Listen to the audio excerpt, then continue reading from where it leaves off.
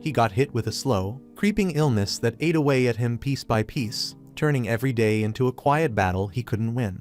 The only thing keeping him going was a strategy game he played non-stop, losing himself in its world just to forget the pain. He kept playing till the very end, right up to his final breath, but death didn't take him away. Instead, he opened his eyes inside that same world he used to escape to, now completely powerless, no strength, no skills, just him alone in a kingdom of ruins.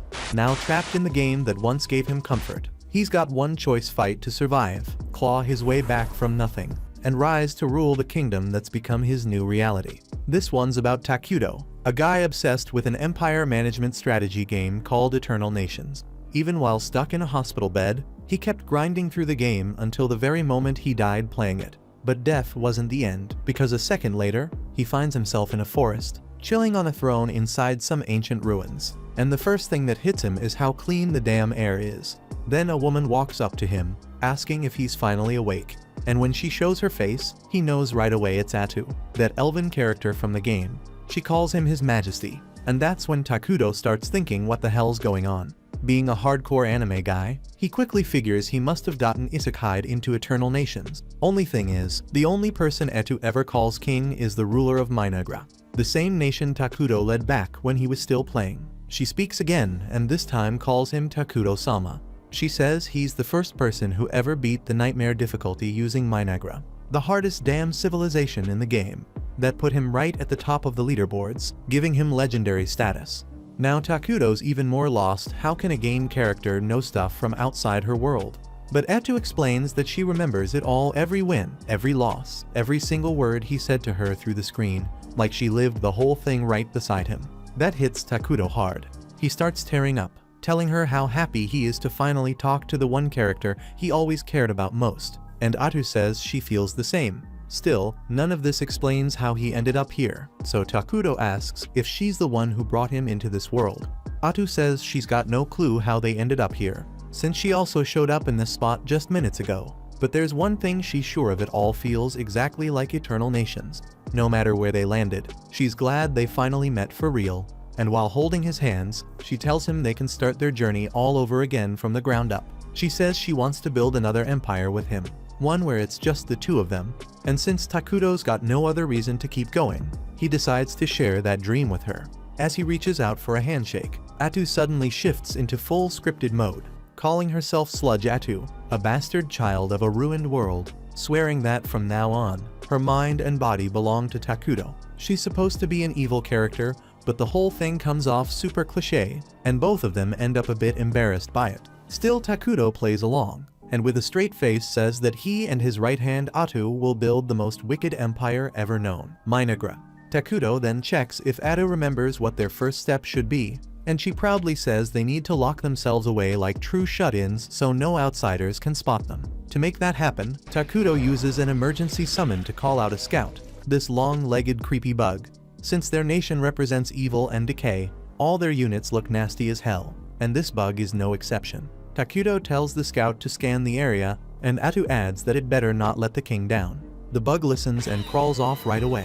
Turns out Takuto can actually see everything the scout sees, and that's when they both realize this world works exactly like the game. He takes a second to explain how the summoning works. His total magic power is 200, and bringing out the scout used up 100 MP. Now he's thinking what to do with the leftover energy.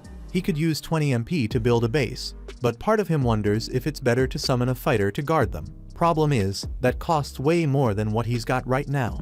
In the original game, Atu's a hero unit, which means she's got serious combat skills, but since they're only just starting out, her power level's sitting at a lowly 3. They move on, and thanks to the scout's report, Takuto gets a pretty clear picture of what's around him, mostly trees stretching out forever. That actually makes it the perfect spot to set up Minagra's base, though Atu thinks it's weird that there's no sign of animals or food anywhere nearby. Since it's too risky to explore, Takuto tells the scout to expand its search even farther just to be safe. Atu suddenly looks down, feeling useless for not helping her king, but Takuto tells her she doesn't need to do anything, just having her beside him is more than enough. That line hits her right in the heart, and she falls for him right then and there. While all that's happening, the scout finds something: a camp full of dark elves hiding out. Takuto starts thinking hard. If he walks into someone else's turf by accident, It's gonna cause trouble, so the smart move is to stay low for now. Atu agrees, saying if things go south, they can always make a run for it, which gives Takuto a little boost to keep watching the elves from afar and figure out what they're doing in this place. But then out of nowhere, 3 dark elves pop up and catch them off guard. Takuto's stunned. The same elves he was hoping to avoid are now standing right in front of him.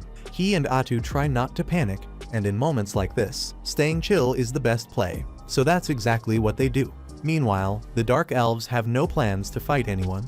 They got kicked out of their city and were just trying to stay alive, leading everyone they could deep into the forest for safety. After all that struggle, they finally find a spot to rest in this cursed land. But they've got no food left, which means their kids won't survive long. Captain Nagi leads what's left of his forces through the accursed woods, but the fear is starting to show. They're wondering if this whole thing was a waste of time. The land's cursed, and food is nowhere to be found. Some of them start whining that they should have stayed and died in the city, since they're probably gonna drop dead here anyway. They talk about the old rumors that say this forest was cursed by some man, and nothing alive can thrive in it. Nagi shuts them down fast. If they give up now, there's no hope left for the kids waiting behind them. He reminds them that those little ones still believe in them, and they've got no choice but to push forward without turning back. Even while pushing forward, he keeps thinking about what they said, and deep down, he knows they weren't wrong. The odds of surviving out here are pretty much crap.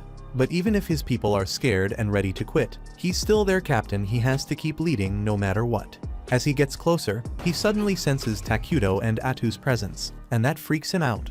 He panics, thinking if they get attacked now, it's all over. What he does next could shape the fate of his whole race, so he knows he has to handle this smart. When he shows up, he sees Takuto looking like some kind of dark spirit while Atu looks normal. Nagi instantly drops to his knees, and his group follows. He admits they crossed into forbidden land and had no right to be there. Atu steps forward and demands to know why he came, knowing this place was off limits. Nagi explains everything: how they got kicked out of their city, had no time to prepare, the long trek, and how their starving kids are waiting deep in the woods. He's tense as hell, especially with how cold Atu's stare is. He thinks they're about to get wiped out, but then Takuto asks if he's hungry. Nagi stays quiet, but Atu leans in and tells him to answer her master. So he finally says yes. Right away, Takuto summons a bunch of apples. Nagi's never seen one before and doesn't even know it's food. Takuto tells him they're juicy inside and worth trying. Nagi hesitates, unsure if it's a trap, but when he looks around, his soldiers are already munching away. Atu tells him to eat, but he's still stuck. Then Takuto drops some pears too, and now Nagi starts doubting the guy. Nobody ever treats dark elves with kindness. They're used to getting kicked around, so getting help this easy feels off. He tells Takuto he'd rather take the food back to his kids in the forest. Before he can finish, Takuto drops even more fruit in front of him. Nagi's stunned and grateful. Back in the forest, the kids are barely hanging on, just praying for a miracle. That's when they catch a familiar scent, and it hits them. Nagi and the others are back. Not just back, but loaded with food and something they hadn't had in a while: hope. Nagi tells them to get ready to feast, and everyone starts digging in. The starving kids finally eat, starting to recover. One elf asks Nagi where all this food came from, but he doesn't explain a thing. He just says fate smiled at them, though in his head, he can't stop thinking about that dark figure they met earlier. After the meal, everyone gets some solid sleep, while Nagi stays by the fire, keeping watch and turning thoughts over in his head. That's when Elder Molter steps in and pulls him out of it. He thanks him for everything, but says the fruit tasted like nothing he's had in 200 years. Nagi agrees, says it felt strange when he ate it too. Molter asks where it came from, and Nagi tells him they met a legend in the cursed forest. Says they wandered in and ended up face to face with something unreal. Molter starts to wonder if it was the King of Ruins, that old tale about a shadow showing up when the world's too full, tearing it all down and drowning it in darkness. No one knows if it's real since nobody's ever seen it. Molter asks if Takuto gave that title to himself, but Nagi says the man never introduced himself, just spoke through his maid. Molter says a King of Ruins would never give something for free, then asks what Nagi gave in return. Nagi answers it was nothing, just pure kindness. Molter calls bullshit, says no dark force ever gives without a price. Nagi says he helped them with no catch, calls him the Great One. Molter argues that title doesn't fit someone like the King of Ruin, but Nagi stands firm. The man helped them when no one else would. Nagi wonders if they should have died instead of accepting help, but Molter sighs and says maybe he's right. When the time comes to repay that debt, Molter will do the talking, so no one else needs to worry. Nagi watches his people sleep and wonders when they'll finally rest without fear. At the same time, Atu's furious Takudo wasted mana feeding strangers. She snaps at him, clearly pissed. He tries to say he felt bad for them. She's shocked, reminding him they've got no clue what kind of future awaits Minegra, or how much they'll have to fight. She calls it reckless, then backs off, saying she shouldn't have spoken like that to her king. But Takudo reminds her he can't survive here without her. They're a team. He admits when the elves showed up. He froze, maybe because he's awkward around people. Atu hadn't noticed, thought he was just acting the part, speaking through her like some true king. They tease each other for a bit until his pet returns with the latest report. The next morning, Nagi gets set to go see Takudo again, and Elder Molter stops him, asking if he's really ready to stand before the king. He says since they already took food from the Dark King, they should be ready to pay whatever price he puts on that kindness. Nagi pushes back, says Takudo never asked for anything. But Molter says that's just how things work. Evil doesn't help for free. There's always a catch somewhere. Still, he agrees they've got no choice but to rely on Takudo, since nowhere else is safe for them now. They both head toward Takudo, not knowing his insect scout's been spying on them the whole time. Takudo pulls the bug back to report, and once he finds out the elves are on their way, he just hopes they grab the leftover food and leave without making it awkward. He starts to freak out a little, says he's bad at talking and doesn't know how to deal with this kind of stuff. Atu steps in, says she'll handle it, and reminds him it's better this way. The elves need to see they're not even worthy of speaking to their king. Soon after, Molter and Nagi arrive, and the old elf throws out some fancy greeting, thanking Takudo for the food he gave their people. Then he asks if they can know the name of the one who helped them. With a nod from Takudo, Atu gives them the name, declaring him as the Dark King of Ruin. That hits them hard, confirming every fear they had. Atu then tells them to take the food and move along. It won't last long anyway, so no reason to stick around. But Molter says he wants to give something back for the help they got. He asks what they can offer in return. Atu shuts that down real quick, tells them they probably don't have anything that would please her king, so they shouldn't even try. Then she looks them over and asks if they honestly think they have anything valuable left. Molter hesitates, knowing deep down they've got nothing worth offering. Atu catches that pause and shoots him a cold glare, asking if he's planning something. Molter starts losing it, and Takudo can tell things are going downhill fast. He calls over Atu to talk, and she's clearly not having it, says he's going way too soft.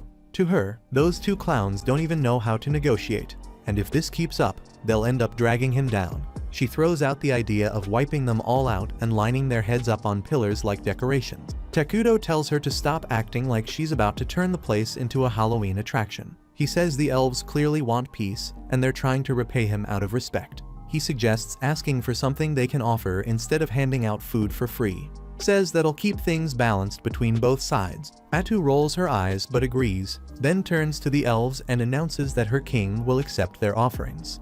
When Molter's face eases up, both Takudo and Atu realize how nervous he really was. Dude legit thought Takudo was one of those bloodthirsty villains. Atu calls him out for that, but then freezes, not sure what to even ask in return. That's when Takudo gets an idea and tells her to ask them for information about the world outside. Molter lights up and swears he'll tell Takudo everything he's seen and heard out there. Atu nods, then adds that once he's done, he and his people gotta pack up and leave the forest.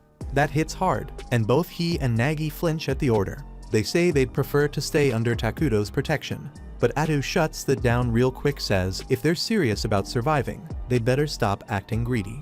Nagi tries to speak, but Molter shuts him up, says the king gave an order and they're gonna follow it. They start heading off, but Takudo watches them go and feels that not in his gut something about it doesn't sit right. Then he gets an idea and calls out, asking Molter and Nagi to stay and become citizens of his kingdom. They're stunned, but not nearly as much as Atu, who turns to him and asks what the hell he's doing. Takudo reminds her about the refugee system in the game, the one that lets them take in other races as full citizens.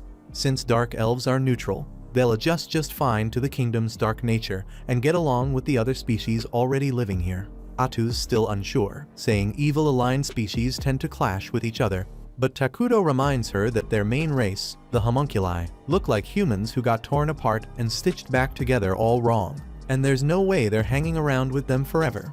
That image flashes in Atu's head and creeps her out so bad she agrees immediately. She turns to the elves and says Takudo's building a kingdom right here. and he's willing to take them in as citizens if they swear to serve him. Molter's a bit shaken, asks what that means for them, and Atu lays it out plain they'll become evil beings. But she smirks and tells them being evil's a hell of a lot more fun than it sounds. Not long after, Takuto and Atu make their way to the Dark Elves' camp, where everyone's lined up waiting. The sight of him sends chills down spines, and some of the weaker ones just drop after one look. Takuto sits on his throne, Atu right by his side, and she tells the elves they're now becoming citizens of the Dark Kingdom of Minagra. She checks one last time if Takuto's sure, and when he nods, it's done. The elves are officially in, and Atu welcomes them, saying their survival and safety now rest in their king's hands. Nagi stands there confused, thinking that becoming evil would feel different somehow. Then he says it out loud, and damn near regrets it right away. Hate starts bubbling up in him and the others like a fire, and they start remembering every bit of pain their people ever went through. They want payback, and the two regular elves with them start getting real nervous. Seeing how messed up everyone looks, Takuto quietly asks if they're okay. Nagi can't hold back his tears, realizing for the first time that someone actually cares about him and his people. The Dark Elves begin cheering Takuto's name, crying as they do, and he just sits there, kind of overwhelmed by the whole thing. A few days later, Takuto gets a map of the whole continent from Molter, and the second he sees it, he damn near collapses. Atu asks what's up, and he points at the map, telling her to take a look and see how crap their starting point is. Turns out, they're stuck on a continent already home to two massive overpowered nations. One of them is the Holy Kingdom of Qualia, a human nation worshipping the creator Arlos, and they're pure good-aligned fanatics. Then there's Elna, the Alliance of Elementals, where nature-worshipping elves live, and they're also on the good side. Atu takes one look and freaks out, saying if either side finds out about their kingdom, they're screwed. She drops next to Takuto, but he pulls himself together and says as long as they don't get caught, they've still got time to grow. He reminds her that in the game, their homunculi were dumb as rocks and couldn't research anything. But now that they've got Dark Elves, they've actually got a shot at getting smarter. Not long after that, the Dark Elves come visit again, and this time Nagi brings along someone new, his assistant Emily. He tells Takuto she's got brains, knows a lot about other kingdoms, and will be way more useful than any of them. Atu nods, says the king's pleased with their efforts, then adds that they'll be stepping into bigger roles now, because it's what Takuto wants. First thing she does is make Molter the head of internal affairs. She says she expects a lot from him, especially since she found out he's got magic under his belt. Then she looks at Nagi and names him head warrior of Minagra, tells him to start building a serious army to keep them safe. She puts full control of recruitment in his hands, and he gets all fired up, shouting about how he'll wipe out their enemies and hang their heads as trophies. Takuto's already grossed out and says that kind of stuff is savage. Atu turns to the confused elf and explains that their king is more into peace than bloodshed, so he better chill. That leaves Nagi scratching his head, wondering why the hell a Dark King of Ruin would care about peace. Molter smirks and throws a jab, says unlike Nagi's musclehead ass, he's got brains and will actually be useful. That hits Nagi's pride hard, and he fires back, telling Takuto he's young, strong, and can work without breaks if needed, ready to prove he's not just some meathead. Atu has no clue they're just trying to win Big Evil Daddy's attention. She just thinks they're a couple of overworked maniacs. She turns to Takuto and asks if they should throw them a task to gather supplies or something, and he suggests making them clean up the area and build a few homes while they're at it. She passes that on to Molter right away, tells him to gather timber for housing, but to leave most of the forest untouched. Molter nods fast, says it won't be a problem since Dark Elves are used to living in the woods anyway. Takuto then tells them to regrow the areas they chopped down, but that throws the elves off. They don't know what the word even means. Takuto picks up on it quick, figures their civilization's too behind to even grasp reforesting, so he asks if they at least know about military magic or the 6 major elements. Molter says he's only heard of 4, and Emily says she's never come across any country using something called military magic. Takuto and Atu glance at each other, realizing this world's way more primitive than they expected, but that might be a damn good thing. If they level up their magic tech fast, they can steamroll other nations in no time. Atu takes the chance to explain what reforesting is, says it's when you grow new trees where old ones were cut. The elves say they kinda do that, but not with magic. Atu grins and starts making stuff up, saying reforesting uses 6 elements to speed up the process, then shamelessly gives Takuto credit like he invented it. She keeps hyping him up, says he's the genius behind those tasty fruits they ate, and adds that grapes are her absolute favorite. Emily jumps in too, says she planted some of the grape seeds and a few sprouts already popped up. That surprises Takuto. He didn't think anything would grow in this place. But then it hits him if he can magically recreate earth fruits here. Maybe he can make other stuff too. To test it, he tries creating a coin. And when that works, he realizes he can probably produce things like gunpowder and all kinds of scientific crap. That gives him a serious edge, one that could push his kingdom way ahead of everyone else. At the same time, over in the Holy Kingdom of Qualia, things are heating up too. Saint Selena's out leading a squad of knights through some snowy foothills, dealing with monsters that have been bothering the nearby villages. The second those goblins come charging in, she lifts her staff and torches them to ash with her holy flame. That fire shoots up into the clouds, and once the smoke clears, sunlight hits the scorched earth, and a bunch of flowers pop up. The knight captain turns to his crew, saying that Selena's magic not only burns up nasty monsters, but also leaves a damn flower garden behind. He adds that thanks to her, they've got a good thing going with the elves. Right after that, she tells the cardinal he needs to send paladins south instead, since she got some creepy vision about something going down in the cursed forest. He straight up refuses, saying the forest's all the way at the edge of the continent and he can't make a move without getting the higher-ups involved. Selena says screw that, threatens to head out herself if he won't help. The cardinal tries to push back, but in the end, he gives in and promises to send whatever troops he can round up on his own. Meanwhile, Takuto and Atu are busy building up their turf, starting with new homes for the Dark Elves. They've already got a temporary throne room set up around Takuto's throne, and he's hyped to finally hold meetings and talk shop with his top citizens. Then Molter, Nagi, and Imlay show up, and Atu tells them it's time to kick off their first council meeting. But before they start, Emily hands Takuto a gift, some fresh clothes that make him look like a damn femboy. He's thankful for the outfit since his old stuff's getting pretty nasty, and he thanks the elves for hooking him up. They don't really see much difference, but they trust Atu when she says he looks awesome in it. With that handled, she gets the meeting started, but Takuto's too busy fangirling over himself in the new fit. Atu just rolls with it, runs the meeting herself, and says she'll ask for his input when needed. He's totally cool with that plan. Once the meeting kicks off, Molter asks Atu what kind of buildings they should start throwing up first. She tells him food production's gotta come before anything else, then pulls out this freaky looking plant and says it'll be their main food source for now. The elves look straight up horrified, asking her what the hell it even is. Atu calmly explains it's called the flesh plant, something unique to their civilization. It grows meat that tastes like human flesh, and apparently it's super nutritious. That info doesn't sit right with the elves, who quickly say they don't go around munching on humans. Atu laughs it off, telling them this is just a temporary thing till they get better options growing. Then she says they also need to set up storage buildings and supply sheds near the farms. Emily jumps in and volunteers to handle that part.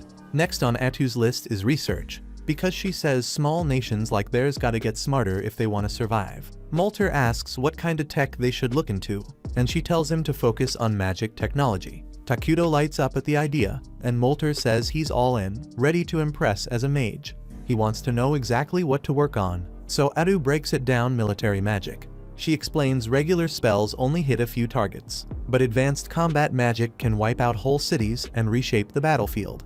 She tells Molter to gather all the talented elven mages and get cracking on that research. He's fired up about creating magic that's never existed before. Then Atu shifts the convo to military strategy, and Nagi perks up since it's finally his turn. But Takuto shuts it down fast, saying they're not about to dump resources into building a massive army. Atu backs him up, pointing out that armies cost a fortune and don't give anything back when there's no war going on.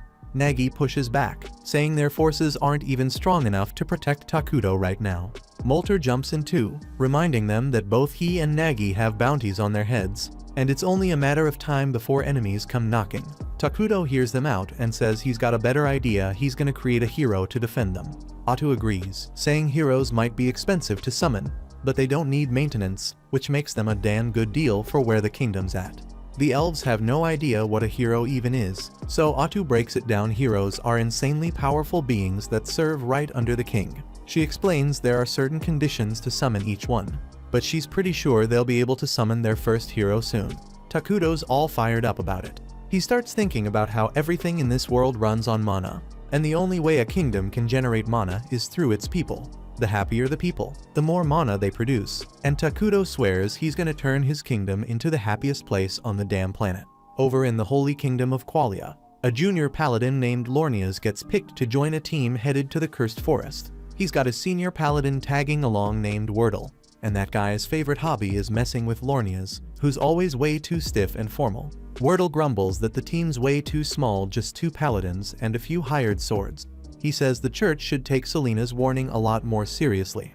Lornias agrees deep down, but he also knows better than to question the higher-ups. If this mission goes well, they'll be heroes. But if it fails, you can bet your ass all the blame's landing square on him. Back in Minagra, Takuto's checking out how things are going with his kingdom. Seeing it all unfold in front of him hits different. He's used to watching the early stages of his civilization from behind a screen, but now he's living it. Emily gives him the full tour, explaining how dark elves are known for building homes in trees. But right now the construction's going slow because they're putting their energy into growing flesh trees.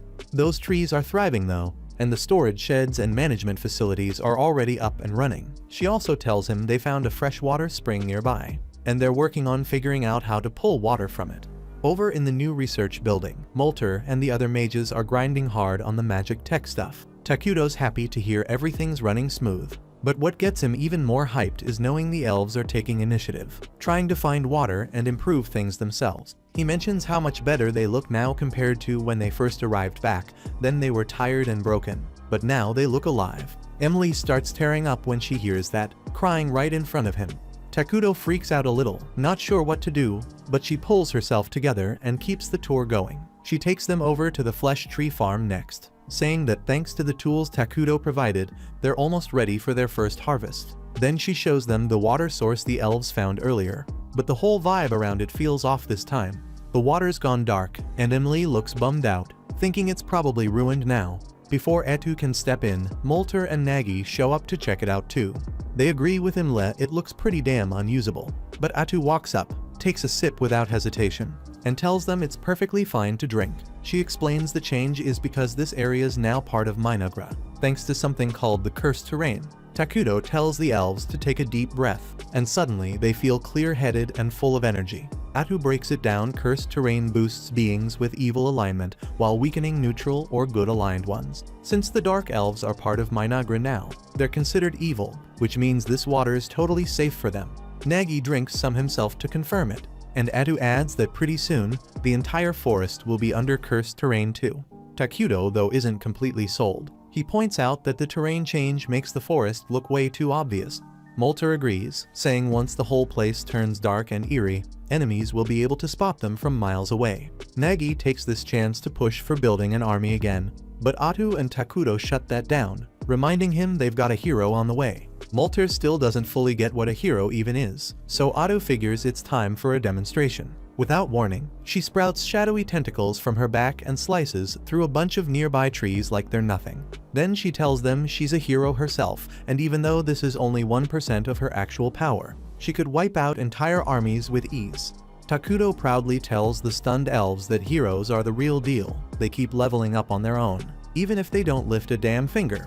But then he scolds Atu for going overboard with the whole tree cutting thing and tells her to clean it up later. The elves, on the other hand, are blown away. They say Takuto must be some legendary figure to have someone like her serving him. They immediately decide to build him a proper palace, but he brushes it off, saying he doesn't need anything fancy right now. The elves insist, though, saying their king shouldn't be living in the same wooden homes as them. Atu backs them up too, telling Takuto that building a palace will lift the people's spirits, and that alone makes it worth it. Takuto gives in, telling them he wants a flying fortress someday, but for now a regular palace will do just fine. While that mess is unfolding, the investigation squad led by Lornias and Wordle finally starts making their way south toward the cursed forests. Wordle's still grumbling about how damn tiny their squad is, but Lornias shuts him down, saying this is literally the best the Empire could spare. Most of the military's tied up handling chaos up north after a swarm of evil-aligned creatures showed up out of nowhere, burning towns to the ground and dragging folks off. Every able body got shipped off to deal with that disaster, leaving scraps for anything else. Hearing that, the hired mercs start whispering among themselves, saying whoever got sent north is screwed. Even if the money was tempting, they're glad as hell they didn't pull that job, especially with the rumor going around about some psycho witch being behind it all. They want no part in anything involving witches. Lornia's curious about this rumor, pulls aside one of the mercs, a dude named Bargo, and asks what he knows. Bargo says people are saying a single witch is stirring up all that northern madness. But Lornia's doesn't buy it, saying there's no way in hell one person could control that many monsters.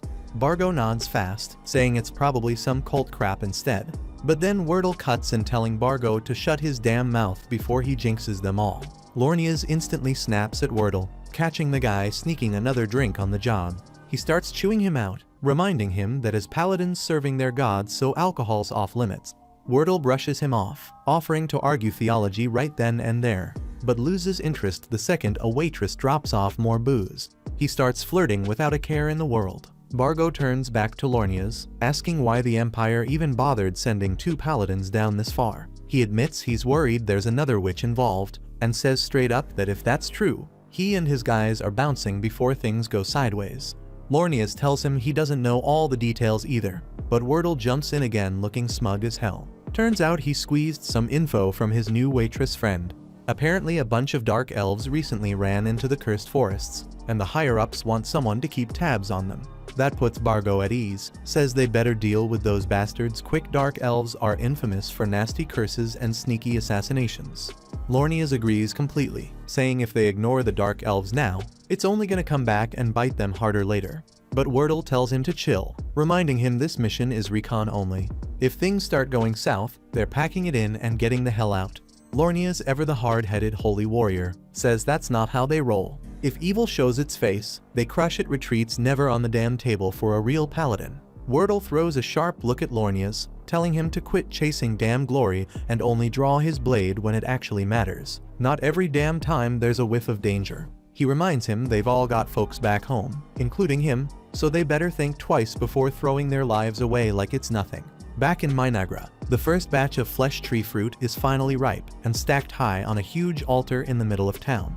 Takuto stands in front of the pile while the dark elves surround him, eyes glued to the scene, waiting to see what kind of madness their king's about to pull. Without a word, Takuto pumps his mana into the fruit, and right there in front of everyone, it twists and mutates into one massive bug monster. The elves lose it, jaws dropping as they watch him literally bring a creature to life out of thin air.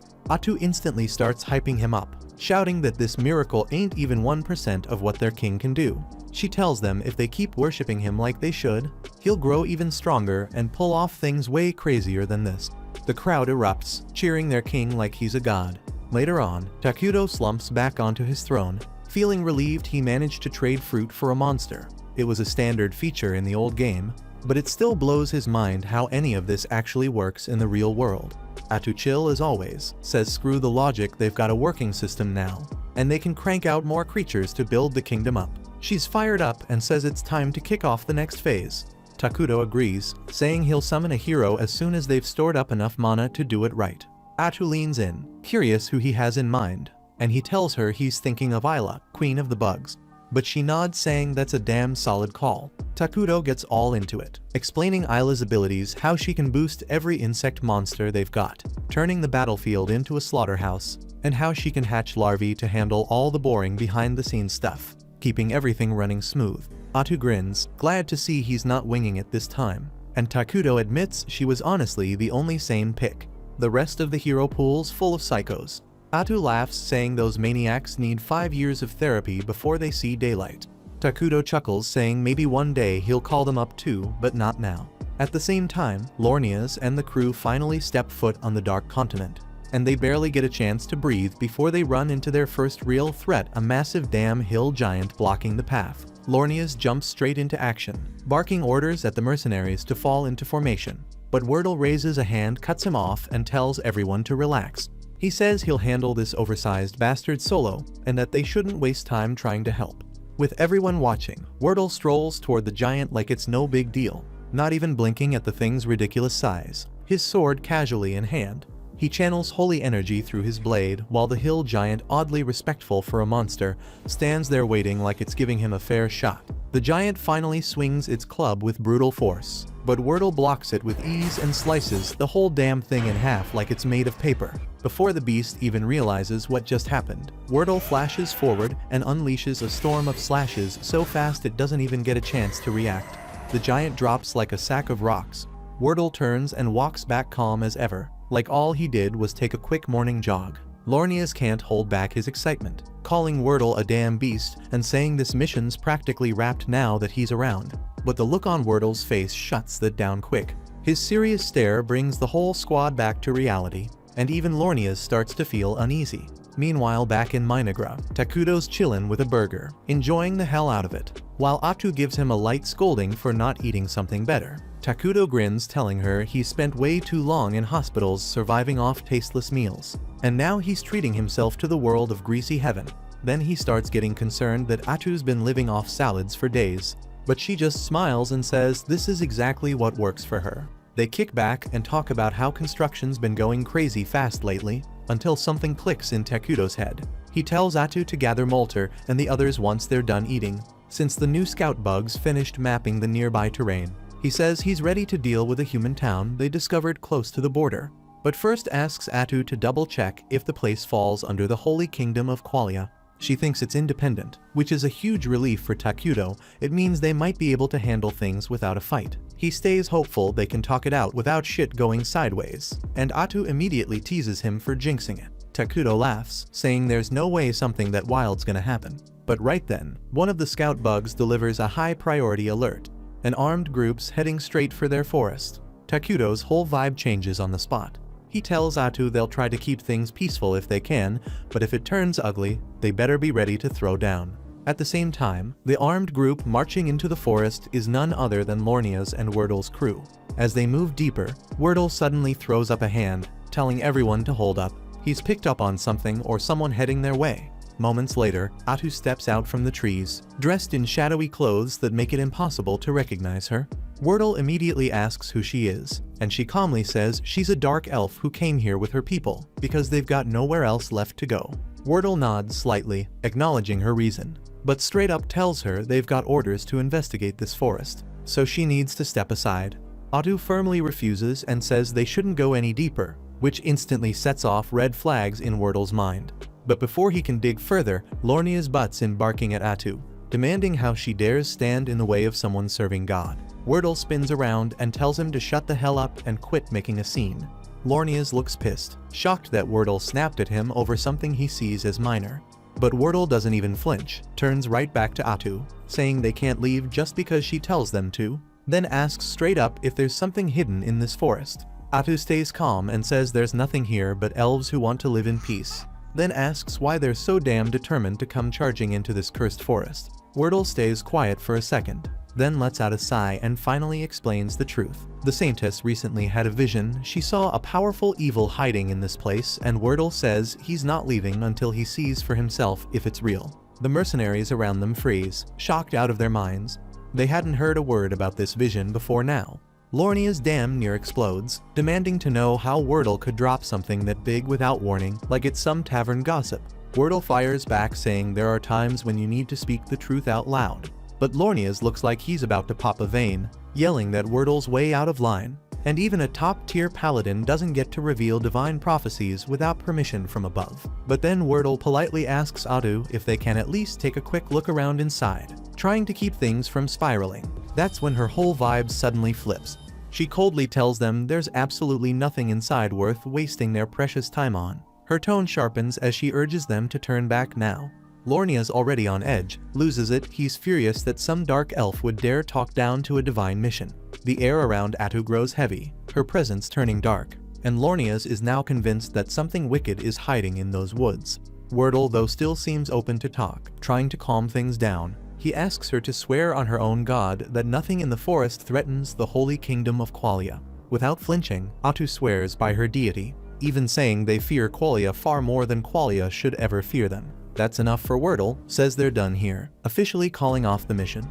Lornia's is stunned, completely blindsided, and immediately protests. He insists it's obvious she's hiding something big, but Wordle fires back, calling him a paranoid coward who's letting his fear speak louder than his faith. He says they've seen nothing worth fighting over, and that ends the investigation. With that, Wordle turns and walks away without hesitation. But Lornia's finally snaps, says Wordle's gone too far, and announces he's stripping him of command for spilling divine secrets to the enemy and bailing on his sacred duty.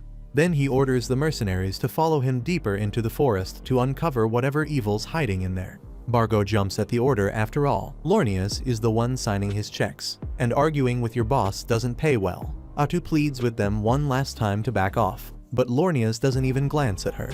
He coldly tells his men to seize her, even as Wordle yells at him not to push things any further. Atu sighs quietly, knowing this was the end of diplomacy. And then it happens. In a flash, the mercenaries are impaled by her spikes, turned into human shish kebabs before they even realize what's going on. Lornias takes a brutal hit to the head and blacks out, never knowing what struck him. The only one left standing is Wordle, wide-eyed and shaken, shouting that they're not just up against some elf, she's a damn witch.